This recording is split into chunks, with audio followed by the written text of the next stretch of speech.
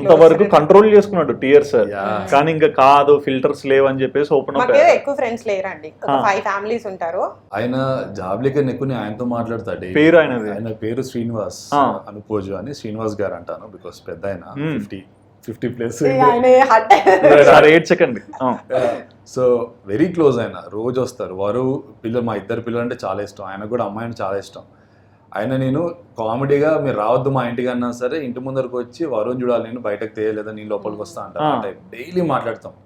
ఎట్లా అంటే నాకు ఆయన సెకండ్ ఫాదర్ లాగా అనుకోండి. వర్ణిక పాపని ఫస్ట్ ఆయనకే చెప్పాం, మా ఇంట్లో కంటే ముందు ఆయనకే చెప్పాం. ఫాదర్ అంతే, ఫాదర్ లాగా. ఎందుకంటే చాలా వాళ్ళ పిల్లలు క్లోజ్. ఇంట్లో ఏం ఫైనాన్షియల్ కానీ మేము ఇల్లు కొనుక్కొని అమ్మాలన్నా సరే ఆయన సలానే తీసుకున్నాం.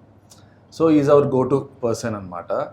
అప్పటి వరకు ఆపుకున్నా చాలా, అంటే నేను ఏడుస్తాను అనుకోలేదు, జాబ్లో ఏడుస్తాను అనుకున్నా, నేను ఎప్పుడు వస్తాను అనుకోలేదు కదా. కానీ ఒక్కసారి వాళ్ళందరితో ఒకసారి మాట్లాడి హగ్ ఇవ్వగానే నేను బ్రేక్ డౌన్ అయిపోయింది. ఎందుకంటే రేపు నుంచి రారాయన, నేను చూడలేను ఆయన్ని, మాట్లాడలేము.